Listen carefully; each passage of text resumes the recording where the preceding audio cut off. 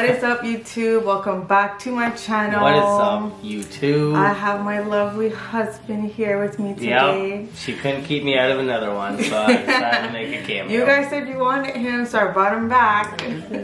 They did. Anyways. So today's video is a reflection of 1 year ago. 1 year. As you guys are watching this, we have been in lockdown, well, forced lockdown since March 6th.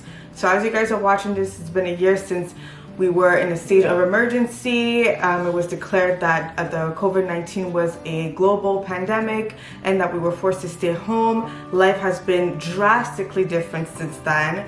And now we're just reflecting and really sharing how we survived like quarantine together and how we, made it after being forced to be locked down for about a year? Like, or 6 months? Maybe 3 months. First off, shout out to all the pandemic workers.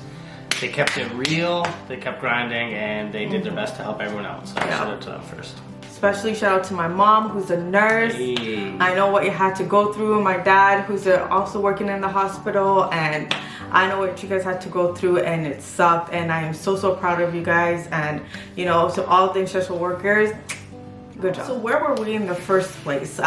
So I had just come back from deployment, as you guys know, and we had just gotten married in February 14, and we were like getting ready to plan our wedding for July 2nd or 4th, I don't even remember now.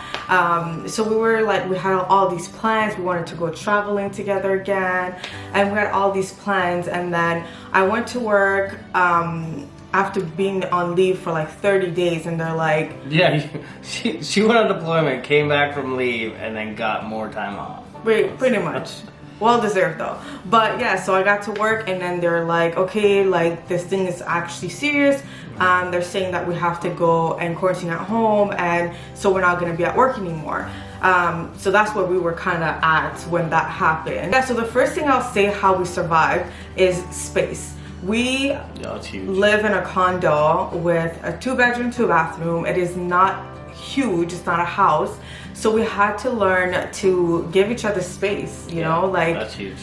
Be able to still be together, but also like when I need time alone, when he needs time alone, considering that we couldn't really go outside and do anything outside, like activity wise, we had to learn to give each other some space.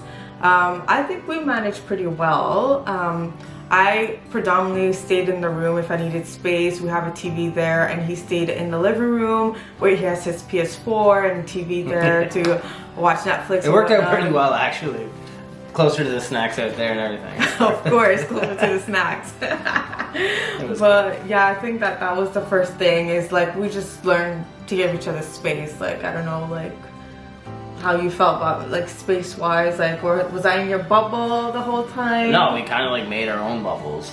like we took advantage of, like, oh, okay, you gonna be in the bathroom or the bedroom, I'm gonna be out here. Yeah, so basically. So that was number one. Second thing that we did was we did some activities together. Of course, we weren't just gonna space out the entire time. We had just gotten married. We wanted to get to know more of each other, because that was essentially the first year that I wasn't sailing and gone all the time, because a lot of our relationship was me gone all the time. So that got us like, pretty close. We got pretty close, for obviously because we were stuck together, but we were really close, and we got to do some puzzles, watch some movies. We cooked a lot together, which was that was really fun, because the only trip we could do was to the kitchen.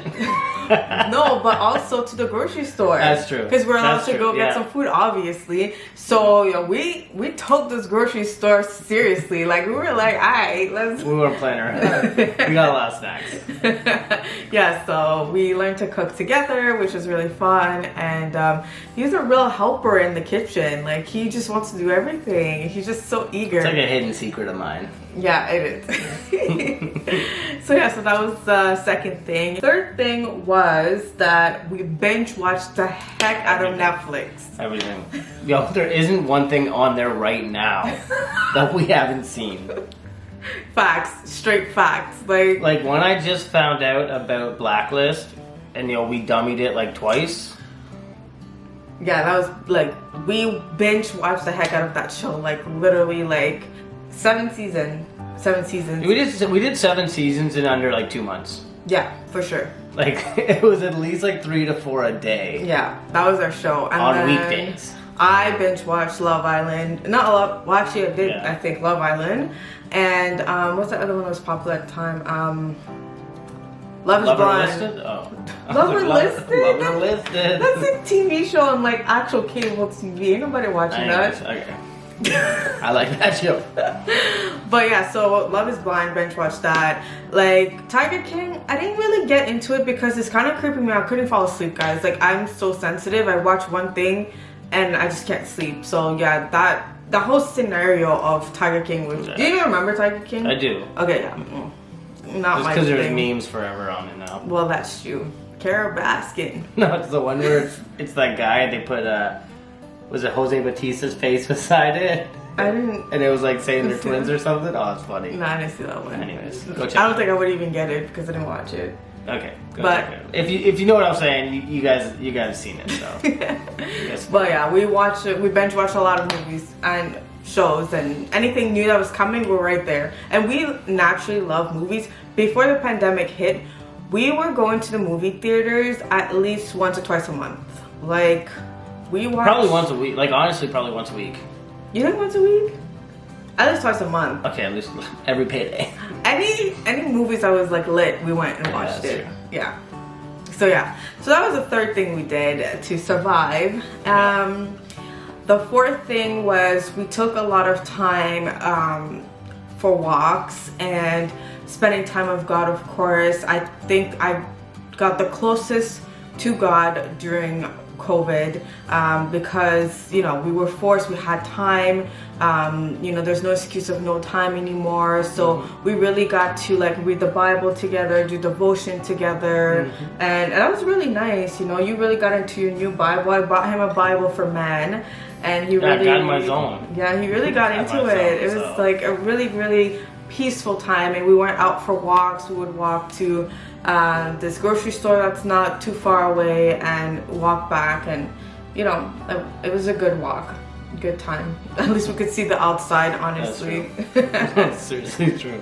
And the fifth thing that we did is that we thought about our futures. Like, yes, that's huge. We had a lot of time to think about our futures and what we wanted to do now that we were married, and when we wanted to have kids, what do we want to accomplish before kids. Business wise, we got a lot of ideas, and we have like a 5-year plan now that we have a good framework of kind of the direction we want to go. So it's always nice to have that to kind of make yourselves be accountable for the actions you do now to lead to the future. So. Exactly. And we literally had no excuse. We didn't start our business right away, but we had time to learn from others, a lot of YouTube. Really, and actually that's when I started my YouTube channel. It was during COVID, and there's other things that we were trying to come up with and think about how we're going to do it. So now we have that entrepreneur mindset now, and we're really trying to. And we're still learning and still desiring to really build something for us, and something that we'll love to do and we'll be passionate about, and we want to encourage other people too in that process. So we had a lot of time to think about what we wanted to give back to the world, really, and what we wanted for our lives. Do we really want to stay in the military for 25 years? Do we want to do something else? There's so many things that were popping up in our heads. So we kept ourselves really busy with that too. I think that's about it, how we kept ourselves, from going crazy during COVID. We really It's hard to not be lazy and to not get in this unmotivated funk where you kind of wake up, go to the fridge, go to the couch, watch TV, sleep, do it all over again. because we did a lot of that too. Yeah. Let's be real. Let's be real. But I don't know. I think the biggest thing I got from the pandemic was to make sure you always use your time wisely. Yeah. That's personal. That's what I got. No, I'm still out here wasting time, but still, I know about it now. Okay. Yeah, like after a while, like I don't know about you guys. I think for me it was pretty much day 6. I was like, oh, I can't do this all day, like just not doing nothing. Like I think that like when we're in the workforce, we so desire to, you know, have free time all the time. But like I feel like as humans, we're not wired that way. Like maybe some people are, but I don't feel like I am. And I felt like I needed to do something productive with my life. Like I couldn't just be lazy all day and like eat and just watch TV. Like I had to like work my brain and like read a book or pray or think of like ideas for my future. Like it's just like constantly do something. Like of course we took a lot of time to watch movies and TV shows and like, you know, just doing nothing. But I just found for myself, like there's no way I could have just stood there the entire time of quarantine and just do nothing. Yeah. Even my mom-in-law, she's encouraging us every single day to do something. Get like your steps up. Yeah. she's telling us to do like puzzles or like doing something to just, you know, get our brains working, you know. So yo, shout out to Mrs. Barker. If you're seeing this video, slow down on the steps, okay? We're trying to catch you. Okay.